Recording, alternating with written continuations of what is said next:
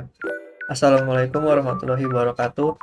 Yang terhormat Bapak Yupiter Yancik, SPDI, MPD, ME, dan Bapak Ali Rido, SHUM, MMG.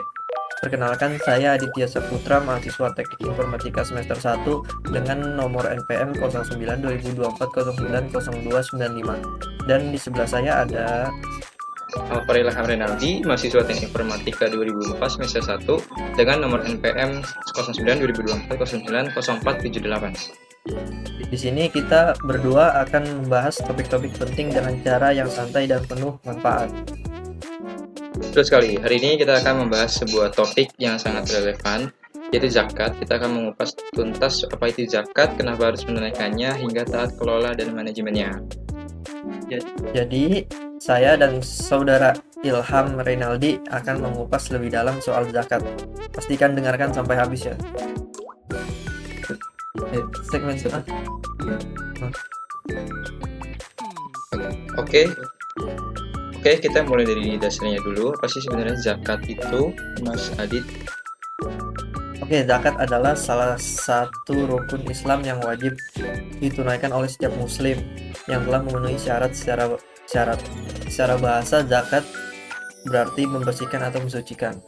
Sedangkan secara istilah, zakat adalah sejumlah harta tertentu yang wajib dikeluarkan oleh seorang muslim untuk diberikan kepada golongan yang berhak menerimanya, seperti fakir, miskin, dan amil zakat. Jadi zakat itu bukan hanya soal berbagi, tapi juga sebagai bentuk ketaatan kita kepada Allah ya, Mas Adit. Betul. Selain itu, zakat juga berfungsi untuk membersihkan harta kita dan membantu pemerataan kesejahteraan dalam masyarakat. Baik, kesimpulannya hanya itu. Jadi kita next ke segmen 2, kenapa harus menunaikan zakat. Nah, kenapa sih kita harus menunaikan zakat menurut Mas Adit? Oke, menurut saya ada beberapa alasan utama. Pertama, zakat adalah perintah Allah yang tercantum dalam Al-Quran dan hadis. Kedua, zakat membantu mengurangi kesenjangan sosial dan ekonomi. Ketiga, zakat membersihkan hati dari sifat kikir dan membantu kita menjadi lebih peduli terhadap sesama. Jadi zakat itu sebenarnya bukan hanya kewajiban, tapi juga cara kita berkontribusi untuk menciptakan masyarakat yang lebih adil dan sejahtera. Ya, betul banget. Tuh. Next, kita lanjut ke segmen 3, yaitu manajemen zakat dan asas pelaksananya. Kalau soal manajemen zakat, apa sih yang perlu kita ketahui gitu? Manajemen zakat adalah proses pengelolaan zakat, mulai dari pengumpulan, pendistribusian, hingga pelaporan. Dalam pelaksanaannya, ada beberapa asas yang harus dipatuhi seperti transparansi, akuntabilitas, dan keadilan. Benar sekali. Wah, berarti pengelolaan zakat ini memang harus dilakukan dengan profesional supaya amanah dan terpercaya juga buat masyarakat juga. Benar sekali. Dengan manajemen yang baik, zakat bisa memberikan dampak yang lebih maksimal. Baik, kita sudah segmen 3. Kita lanjut ke segmen 4, yaitu metodologi pengajian Islam dan matrik perhitungan zakat.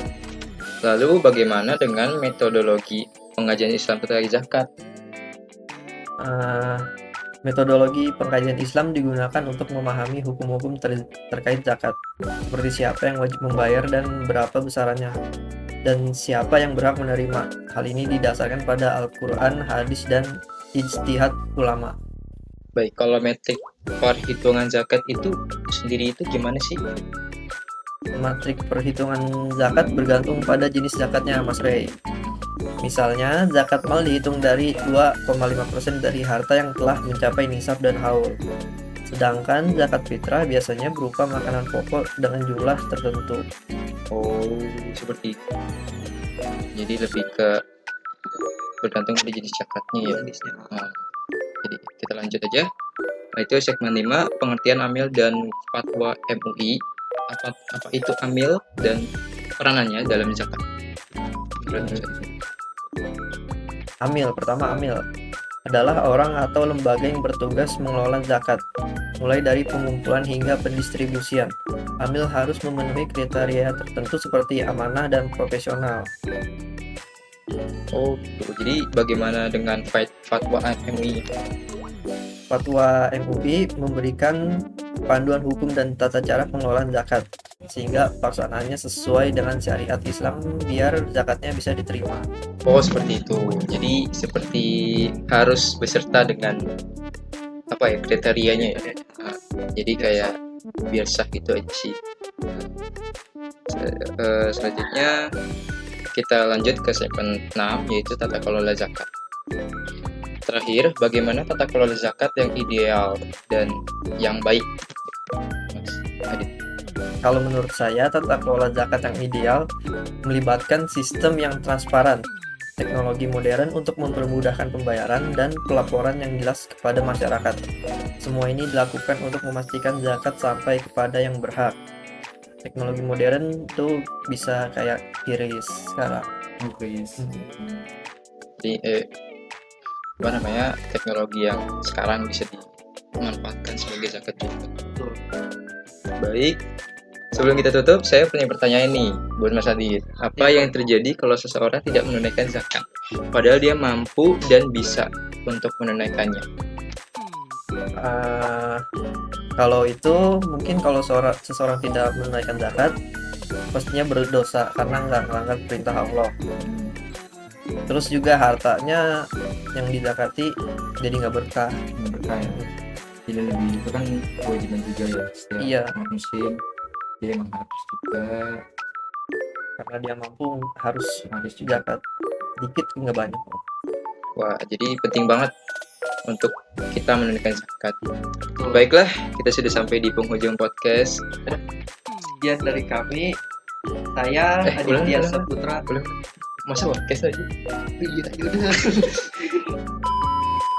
Jadi itu adalah penting banget ya untuk kita semua menunaikan zakat bagi umat muslim. Baiklah, kita sudah sampai di penghujung penjelasannya. Sekian dari kami. Saya Aditya Saputra. Dan saya Alvarez Renaldi. Terima kasih sudah mendengarkan Bapak Ali Ridho sebagai dosen pengampu mata kuliah agama dan Bapak Yupiter Yancik sebagai dosen pengampu mata kuliah edukasi Pancasila. Sampai jumpa di kesempatan berikutnya. Assalamualaikum warahmatullahi wabarakatuh. Arigatou gozaimashita.